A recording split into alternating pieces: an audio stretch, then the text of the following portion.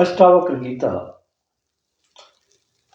अधिकांश वेदांत का पुट देते हुए चलते हैं, लेकिन कहीं कहीं एकाकी अनुभूति इतनी उच्च शिखर पर चली जाती है कि वहां अपनी बात को सरलता से अभिव्यक्त करते हैं।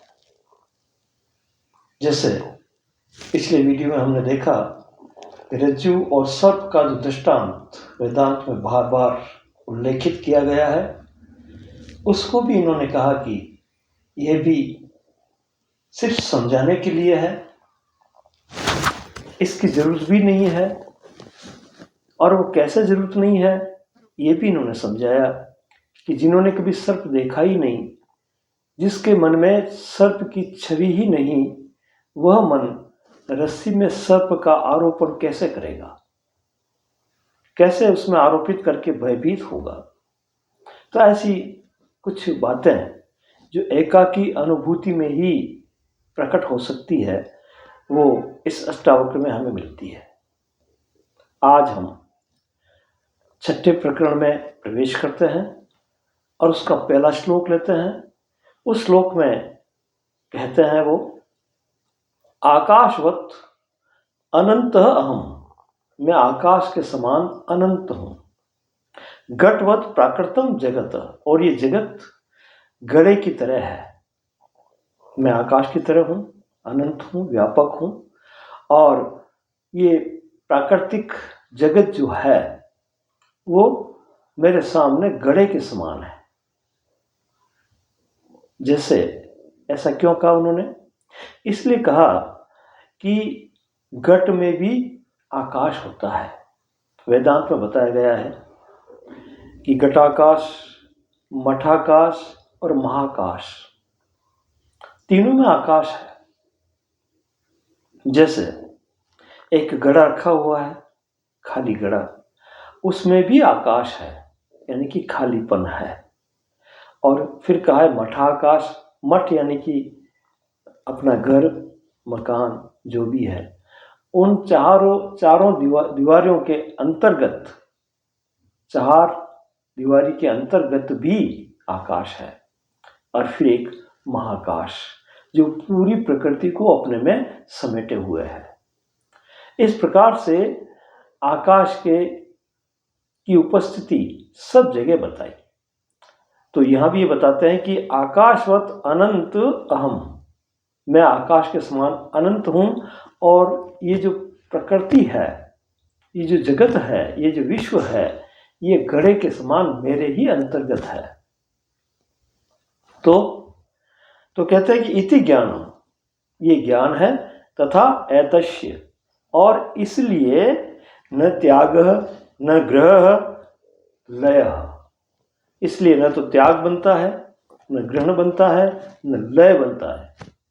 पांचवें प्रकरण में हमने देखा और वहां बार बार बात की गई कि लय को प्राप्त हो जाओ, लय चिंतन करो, मिल जाओ। प्राप्त होने वाली बात नहीं है, मिलने की बात है, एक हो जाओ। तो यहां लय को भी नकार देते हैं कि जब मैं सर्वत्र हूं, सब मुझ में लय है पहले से ही, तो फिर मैं किस में लय हूं।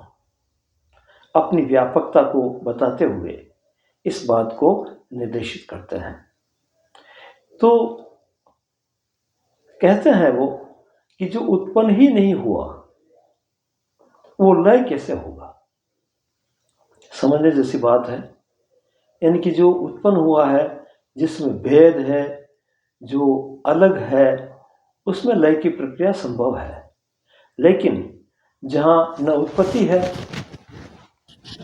उसका ज्ञान भी नहीं है, एक जैसा जो है, ऐसी जो आत्मा है वो सर्वव्यापक है, सब में समाई हुई है, उसमें लय भी नहीं बनता, न त्याग बनता है, न ग्रहण बनता है। तो इस तरह का जो आत्मस्वरूप का इन्होंने उद्बोधन किया, अपने अनुभूति से अभिव्यक्ति की, वो बहुत ही गहन है, बहुत ही सुंदर है और समझने जैसी है। तो अनंत का किसी में लय नहीं हो सकता, यानी कि जो सीमा में है वही एक दूसरे में लय होते हैं, लेकिन जो सीमा अतीत है, असीम है, असीम ने लय होना, पहले से लय है सब। इस प्रकार की बात को जो है ये बताते हैं। बहुत ही गहन विषय है ये, लेकिन ध्यान से धीरे धीरे समझते हुए इसका चिंतन करना होगा, इसको धारण करना होगा, इसमें जीना होगा। फिर दूसरा श्लोक लेते हैं हम कि मोदधीह इव अहम सब प्रपंच विचिन्न बीह। अब दूसरा उदाहरण लिया इन्होंने, पहले तो आकाश का लिया, दूसरे श्लोक में, छठे प्रकरण के दूसरे श्लोक में दूसरे उदाहरण का लेते हैं।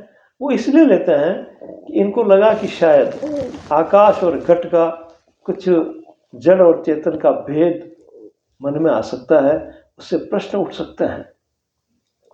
बहुत ही बारीकी से ध्यान रखते हुए ये संवाद चल रहा है। तो महोदधि इव अहम, मैं महासमुद्र के समान हूं, स प्रपंच विचिसन्निभ, उसमें अनेक प्रकार के प्रपंच, अनेक प्रकार की तरंगें उठती है। किसमें? महासमुद्र में। इति ज्ञानम तथा एतस्य न त्याग न ग्रह लयः, यही ज्ञान है। तो यहां समझना और सरल हो गया समुद्र के उदाहरण से, क्योंकि जो प्रपंच है वो तरंगों की तरह है, और वह तरंगे भी कहां से उत्पन्न हो रही है? समुद्र से ही। समुद्र ही तरंग में बदल रहा है और वही तरंगे वापस समुद्र में लीन हो रही है। ये स्वतः हो रहा है, लय करना नहीं पड़ रहा है, ये स्वभावतः उदित हो रहा है और उसी में लीन हो रहा है, अस्त हो रहा है। तो इस तरह की जो है बहुत सी बातें समुद्र का उदाहरण लेकर के उन्होंने बताई कि मैं समुद्रवत व्यापक हूं और मुझ में ही ये जगत बन रहा है और बिगड़ रहा है। मुझसे ही है सब कुछ, सब कुछ मुझ में ही, मैंने ही समेटा हुआ है। ये आत्म तत्व तो इतना गहन और इतना विशाल और इतना व्यापक है कि इसमें सब कुछ है। बनना, बिगड़ना, चलना, यानी कि सृष्टि, स्थिति और लय, तीनों ही खेल इस एक में ही हो रहे हैं। अलग से कुछ त्यागना, पकड़ना, ग्रहण करना या लय करना नहीं बनता, सीधी सी बात है। तो ये सागर के तरंगों का उदाहरण देकर के और कहते हैं कि अद्वितीय है, इसीलिए ये तरंगे रहते हुए भी अद्वैत है, दो नहीं है, एक ही है, एक ही में सब हो रहा है। ये नाम और रूप के भेद से हमें भ्रम हो जाता है कि तरंगे अलग है और समुद्र अलग है। ऐसा नहीं है। यदि गहरे से देखा जाए तो समुद्र ही तरंगों का रूप ले रहा है और तरंगे ही वापस समुद्र में विलीन होकर के समुद्र है। इस तरह से और आगे बढ़ते हैं ये, तो कहते हैं कि अहम सह शक्ति संकाशः रूप्यवत विश्व कल्पना। शुक्ति और रजत, शुक्ति कहते हैं सीप को, जो समुद्र में सीप होती है, उसमें अगर वो खुली पड़ी रहती है तो जब सूर्य की किरणों से वो सीप जब चमकती है तो चांदी सा भ्रम होता है हमें कि कहीं चांदी पड़ी है, लेकिन वो चांदी नहीं है। चांदी एक कल्पना है। हम उसका तालमेल बिठाते हैं। जो असली चांदी हमने देखी है उसके रंग ढंग को देखते हुए उसकी प्रकाश की किरणों में चमकती हुई सीप के अंदर भी चांदी का भ्रम पैदा होता है, लेकिन वो चांदी है नहीं।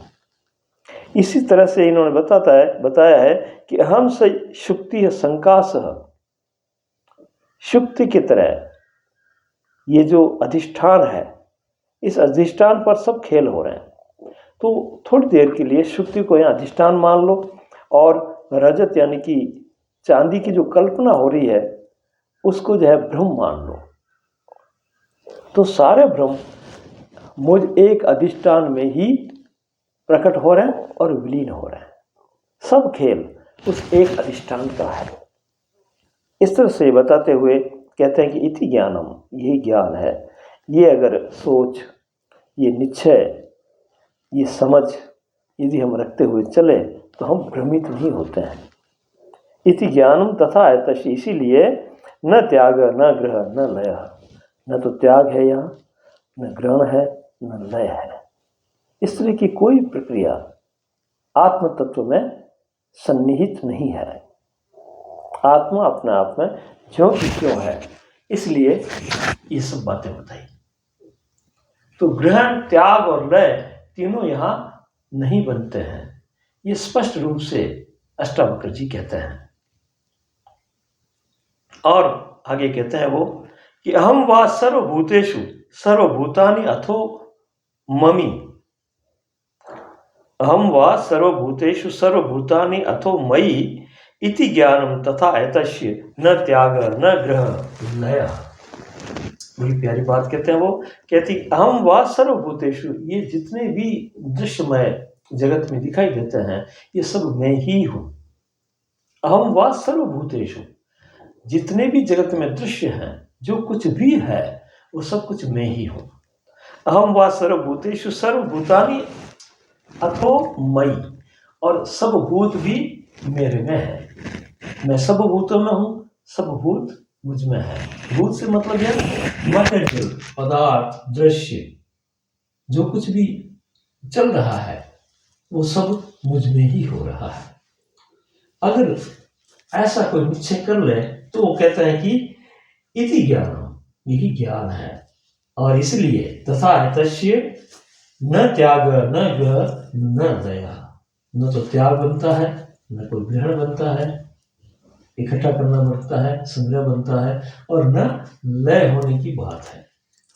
तो इतना बिल्कुल सरलता से इन बातों को उदाहरण देकर के समझाते हुए अष्टावक्र हमें सचेत करते हैं कि तुम अपने आप में स्थित हो जा। अब एक बात है यहाँ कि जो आत्मा आत्मा हम कहते हैं, आत्म शब्द का जो हम उपयोग करते हैं वो भी समझाने के लिए है, लेकिन बात खुद के लिए है, स्वयं के लिए है, अपने आप के लिए है। अपने आप यानी कि आत्म तत्व भी कौन कह रहा है? हम स्वयं कह रहे हैं। ब्रह्म भी कौन कह रहा है? हम स्वयं कह रहे हैं। तो ये जो नाम दिए हुए हैं वो भी हमने दिए हैं, समझाने के लिए, चर्चा के लिए, बात को आगे बढ़ाने के लिए, आदान प्रदान करने के लिए। बाकी इन नामों की भी जरूरत नहीं है। अंत में जाकर के तो स्वयं ही है, अपना आपा है, अपने आप है, स्वयं है। तो आत्म तत्व हम कभी कभी कहते हैं कि मैं आत्मा की खोज कर रहा हूं या मैं आत्मा हूं, ऐसा कहते ही द्वैत हो जाता है। तो ये इस बात से भी नकारते हैं, ये भी जरूरी नहीं है कि तुम ये कहो कि मैं आत्मा हूं। आत्मा कैसी है, क्या है, क्या नहीं है, ये जो भी आत्म शब्द से बता रहे हैं वो स्वयं के ही, आपके स्वयं के गुण बता रहे हैं कि आप ऐसे हो, और ऐसे होकर के फिर इस ब्रह्म जाल में कैसे फंस रहे हो। यह आश्चर्य है। इस बात को इंगित करना चाह रहे हैं, और इसी बात को स्पष्ट करने के लिए अनेक सूत्रों का इन्होंने जो है यहाँ प्रादुर्भाव किया है, और अनेक सूत्रों के चलते हुए ये सब गतिविधि हमारी चल रही है। तो ऐसा मार्मिक ज्ञान, ऐसा सुंदर और सहज ज्ञान अष्टावक्र जी ने इस महागीता में पिरोया है, और इन शब्दों के जरिए, कुछ समझ के जरिए शब्दों का उपयोग किया इन्होंने, और जहाँ शब्द नहीं पहुंच सकते वहाँ कुछ ऐसे सटीक उदाहरण दिए हैं, और उदाहरण से भी समझ में नहीं आता है तो फिर कुछ इशारे किए गए हैं। तो ये बड़ा मार्मिक और सूक्ष्म ज्ञान है, और इसमें जो दृढ़ रह गया, मजबूत रह गया, इसके चिंतन में जो चलता रहा, इसको जीवन में जिसने उतार लिया, जीने लग गया, वो फिर आनंदित है। और आनंदित की बात जो मैं कह रहा हूं, ये भी इसमें हम आगे बढ़ेंगे तो मिलेगा हमें कि सुखी हो जाना, आनंदित हो जाना, मुक्त हो जाना, ऐसे जो शब्द आते हैं ना, तो ये भी बेमानी है, इनकी भी जरूरत नहीं है। ये तो कहते हैं, इस बात पर जोर करते हैं कि जो तुम्हें समझना है, जो तुम्हें अवलोकन करना है, जो तुम्हें देखना है, उसको गहरी दृष्टि से देखो, समझते हुए देखो, उसमें जियो। फिर ये मन कहीं उस लोभ में आकर के अगर काम करेगा कि मैं मुक्त हो जाऊंगा, मैं सुखी हो जाऊंगा, मैं आनंदित हो जाऊंगा, इस तरह की अगर दौड़ धूप करके ऐसा लक्ष्य बना करके यदि अध्यात्म में प्रवेश करेगा, तो फिर वही आपाधापी हो जाएगी जो ये जगत में करता है। जगत में वस्तुओं के पीछे दौड़ता है, विकारों के पीछे दौड़ता है, काम, क्रोध, मद, लोभ, ये जो चीजें हैं इनको उपभोग के लिए दौड़ता है। तो उपभोग दृष्टि जब तक मन में है तब तक जो है वो स्थिति नहीं बनेगी, ये दौड़ता ही रहेगा। और इसको भी आनंद और मुक्ति और शांति और सुख को भी ये इस जगत की तरह, जगत की परिभाषा की तरह जानता हुआ अपनी गतिविधि करेगा, समझ नहीं पाएगा, एक दौड़ ही इसमें लगी रहेगी। तो दौड़ना, अभी अभी इन श्लोक में बताया कि न त्याग है, न ग्रहण है, न लय है। अगर ये स्थिति आ गई तभी जाकर के ये बात संभव होगी कि हम अपने आप में हैं, हम क्या हैं, हम कैसे हैं, वो सब समझ में आ जाएगा। लेकिन यहाँ ठहरना पड़ेगा और बिना किसी लालसा के, बिना किसी लोभ के, बिना किसी प्राप्ति के, अध्यात्म किसी की प्राप्ति नहीं करवाता है। प्राप्ति ही तो दुख देती आई है ना। जहां प्राप्ति हुई वहां लोभ बढ़ा, फिर अधिकता की मांग बढ़ी। इस तरह से हम दौड़ते रहे, थकते रहे, अशांत होते रहे। तो अध्यात्म प्राप्ति नहीं है, अध्यात्म स्थिति है, और वो स्थिति ही, उसी में सब कुछ है। कुछ भी अलग से कहने की जरूरत नहीं है, वो अपने आप में परिपूर्ण है।